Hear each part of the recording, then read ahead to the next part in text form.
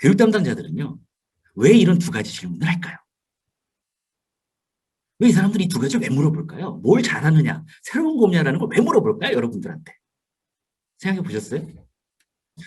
간단해요. 담당자가 왜 이런 질문을 할까? 아주 간단합니다. 교육을 하면 평가를 받아야 되잖아요. 그렇죠? 평가를 받지 않다. 그럼 평가는 결국 누구의 평가예요? 담당자의 평가입니다. 이건 담당자의 KPI예요. 담당자는 교육을 얼마나 효과적으로 했는가. 그 성과에 대한 KPI를 갖는단 말이죠. 그럼 도대체 이 KPI를 결정하는 담당자 평가와 교육 평가의 객관적 지표가 필요하겠죠. 그럼 도대체 객관적 지표를 뭘로 우리가 보통 보느냐라고 할 때 대부분의 교육 담당자들이 하는 건 뭡니까? 교육에 만족하셨나요? 라는 겁니다. 자, 여러분은 몇 점짜리 강사냐라는 얘기입니다. 자, 여러분 매번 느끼시죠? 산업 강사가 강의할 때 못해요? 무섭게 설문이 돌아갑니다. 이제는요, 종이로도 안 나눠져요. 어떻게 합니까? 링크를 주죠. 링크가 좀 어떻습니까? 클릭 5.0 만점으로 해가지고서는 바로 3분 만에 이 강사의 점수가 매겨집니다. 너는 4.8, 너는 4.7, 너는 4.6, 너는 4.3. 마치 한우 등급처럼 강사의 평점들이 쫙 매겨지는 거죠. 안타깝게도요, 이 결과는 되게 냉정해요. 그 점수는 강사의 모든 것이 됩니다. 내가 어떻게 과정을 준비했고 내용을 어떻게 설계했으며 강의장에 어떤 일이 일어나는지는 전혀 중요하지 않아요. 그냥 너는 4.3이고 너는 그냥 4.1이라는 거죠.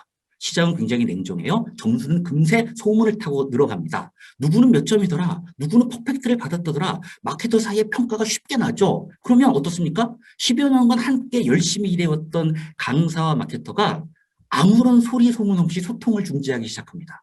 자, 그러면 과연 우리의 강사들의 행사 여탈권을 쥐고 있는 이 만족도 조사라는 게 과연 정말 실체가 뭐냐라는 걸 우리가 좀 한번 보자라는 거예요. 우리 맨날 점수만 받았잖아요. 근데 이게 실체가 뭘까? 과연 그들의 조사가 신뢰도가 있는 것일까? 이게 과연 어떤 걸 우리의 행사 여탈권을 이렇게 쥐고 있는 거냐? 자, 내용이 이런 거예요. 강사 중에 조땡땡 강사님의 전반적 만족도가 4.75로 가장 높은 만족도를 보였고요. 정땡땡 조땡땡 강사가 만족도가 가장 좋았고요. 팀워크 개발에 대한 교과목 이해도와 업무적 적용 가능성이 4.75로 가장 높았고 스트레스 해소와 자기관리도 높게 응답했다. 이게 보고서를 쓴단 말이에요. 그러면서 그 첨부를 어떡합니까? 참여했던 모든 강사들의 나래비가 쫙 세워지죠. 몇 점 쫙 나와지는 겁니다. 자, 재밌는 사실 알려드릴까요? 최고의 득점을 받았던 바로 팀워크 개발 뭐였을까요? 도전 99초였어요. 이름은 팀워크 개발이지만 도전 99초였다라는 겁니다. 자, 여러분이 두 번째 높은 점을 받았던 스트레스 해소와 자기관리 뭐였을까요? 매트 깔고 요가했어요. 그리고 나머지 강사들은 다 전통적인 강의를 했죠. 물론 담당자는 설명했을 겁니다. 이건 뭐 요가였기 때문에 그렇고요. 요거는 뭐 도전 99초였기 때문에 그렇습니다. 라고 얘기했겠지만 사실 그건 이미 한우 등급이 정해지고 난 이후의 얘기라는 거죠. 자, 강사 만족도는 보통 이런 질문들이 많아요. 과정의 내용이 유기적이고 일관성 있게 구성이 되었다. 좋은 얘기죠. 두 번째, 강사의 전문성, 강의 스킬은 충분하였다. 이런 이제 질문들을 이제 합니다. 그럼 이 질문에 교육생들이 점수를 매기는 거죠. 1년, 2년 전으로 기억을 합니다. 제가 이제 문제 해결 강의를 갔을 때였어요. 처음에 담당자들은 이렇습니다. 대부분의 이제 문제 해결을 강의하는 교육 담당자들의 목표는 아주 단순해요. 우리 조직의 문제를 좀 해결했으면 좋겠다라는 거예요. 아주 어마어마한 단순하면서도 엄청난 목표를 주죠. 그럼 이제 대부분 프로세스를 설명을 하고 나서 뒷단에 가서 그 조직의 문제를 해결해 봅시다라고 하는 거예요. 그 조직의 수준이 어느 정도 될 줄 알고 문제에 대한 정의에 대한 강의를 하고 있었어요. 문제란 좋은 문제와 그렇지 않은 문제가 막 있다고 막 설명을 하고 있는데 교육생들이 표정이 좀 이상해요. 좀 자세히 물어봤더니 기본적인 걸 잘 모르더라고요. 무슨 얘기냐면 문제와 문제점과 과제에 대한 개념 구별을 잘 못하시더라고요. 그래서 일단은 모든 걸 멈추고 그 얘기를 먼저 했습니다. 강의가 끝나고 마케터한테 전화가 왔어요. 강사님, 이번 저 설문이 나왔는데요. 강사님이 조금 그 유기적으로 일관성 있게 구성이 좀 안 된 것 같고요. 전문적인 스킬이 좀 부족했다라고 평이 나왔습니다. 제가 문제 해결 강의를 14년을 했는데요. 문제와 문제점을 구별 못하는 사람들이 저한테 유기적이고 일관성 있게 구성이 안 됐고 전문성이 떨어진다라고 평가를 한 거예요. 제가 그때 뭐라고 얘기했을까요? 죄송합니다. 더 열심히 하겠습니다. 라고 하는 거죠. 뭐 어떡하겠어요, 강사가. 그런 말 이외엔 더 할 수가 없는 거죠. 자, 도대체 이게 왜 왔냐라는 거예요. 그럼 바로 전설적인 이분이 나오십니다. 다 아시죠? 무조건 공부했던 학습들. 1단계 반응 만족도 조사만 하고 있다는 겁니다. 자, 그런데요. 자, 반응 만족도 조사에 대해서 커커패트릭의 논문에 대해서 굉장히 여러 사람들이 디테일한 얘기를 했는데요. 자, 대표적인 얘기가 이런 거예요. 커커패트릭의 논문입니다. 1959년 커커패트릭의 논문을 2005년 커커패트릭 스스로가 얘기한 겁니다. 뭐라고 했냐면 훈련 프로그램에 대한 호의적인 반응이 학습 긍정적인 행동, 우호적인 조직 결과를 보장한다는 보장은 일 수 없다. 자, 무슨 얘기다? 1단계 반응 만족도로 교육이 제대로 됐다라는 걸 증빙할 수 있다, 없다? 없다라는 거죠.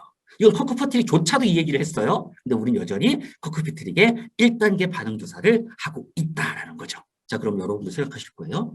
그래서 뭐 어쩌라는 거냐는 거죠. 뭐 어떡하라고, 뭐 어쩔 건데? 라는 질문을 여러분들이 분명히 하실 거라는 겁니다. 제가 저희 조직이 사실 이거에 대한 고민이 많았어요. 이렇게 되는 건 좀 아니지 않느냐. 왜 교육시장이 이렇게 흘러갈까? 교육이 왜 계속 이렇게 방향이 바꿔져 갈까? 이런 것들에 대한 뭔가 좀 개선이 필요하려면 기본적인 만족도 조사가 바뀌지 않으면 아무것도 해결되지 않는다라는 생각을 제가 하게 됩니다. 그래서 사실 이거에 대한 대안을 저희 나름대로 만들었어요. 기존의 교육 만족도에 대한 반응 만족도를 물어볼 것이 아니라 실제 교육에 대해서 제대로 됐는지를 평가할 수 있는 사람은 누구냐? 교육을 받은 사람이다.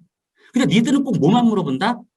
즐거웠냐, 재밌었냐, 전문성이 있었냐라는 추상적인 질문을 하니까 어때요? 그냥 느낌 가지고 좋았다, 즐거우면 높은 점수, 피곤하고 지루했다 이렇게 되는 게 현실이라는 거죠. 이 질문을 바꿔보자. 세 가지 정도의 질문을 하자. 어떻게? 뭘 배웠냐라는 거예요. 얼만큼 알게 되었느냐, 그걸 정말 알았느냐라는 질문을 하고 싶었습니다. 두 번째, 그렇게 할 만한 동기가 생겼냐? 그럼 너 지금 이거 수업 들었는데 돌아가서 그 리더십 적용할 마음이 생겼어? 가서 네가 적용할지는 알 수 없겠지만 강사가 그런 동기부여 해주디? 라는 거 정도는 우리가 캐치해 볼 필요가 있다는 것들이죠. 그리고 그 밖에 우리가 만족도 조사를 하는 것은 정서적으로 좀 바꿔보자. 기존 어떤 만족도 중심의 평가를 정말 문제 해결 중심으로 좀 바꿔보자. 라는 부분들에 대한 이야기를 했다라는 거죠. 그래서 인지, 행동, 정서에 대한 질문을 통해서 제대로 교육 목표가 달성했는지 우리가 좀 확인을 해보자라고 많은 담당자들에게 제안했지만 받아들이질 않죠. 왜? 어떻습니까? 담당자들은 성과 지표가 어때야 돼요? 작년 대비 얼마가 올랐는지를 보여줘야 돼요. 설문이 바뀌면 돼야 안 돼요? 안 되잖아요. 항상 뭐라고 합니까? 선생님 의견은 저도 100% 동의합니다. 강사님 말씀은 저도 정말 따르지만 안타깝게도 저희 조직에는 좀 어려울 것 같습니다. 라는 얘기들을 많이 듣더라는 부분들이 겁니다. 그래서 행동, 인지, 정서라는 것들의 기본적인 것은 바로 뭡니까? 심리학이다라는 겁니다. 적어도 강사가 심리학을 모른다면 적어도 심리적인 측면에 관련된 것들을 우리가 알고 전문화시킬 수 없다면 그건 제대로 된 강사라고 할 수 없다라는 생각이 들었습니다. 그래서 우리라도 제대로 심리학을 좀 학습하자라는 측면에 있어서 저희 내부에서 본격적인 심리학 학습을 했고요. 저희 나름대로의 같은 모든 비전이 뭐냐면 모든 HR든 담당자든 강사든 기획자건 마케터건 심리학자가 돼야 된다. 심리학을 기반으로 그 학습 위에서 제대로 된 교육을 평가해야 된다라는 비전을 가지고 학습을 하고 있죠. 교육이 가치를 만나다. 커넥트 밸류.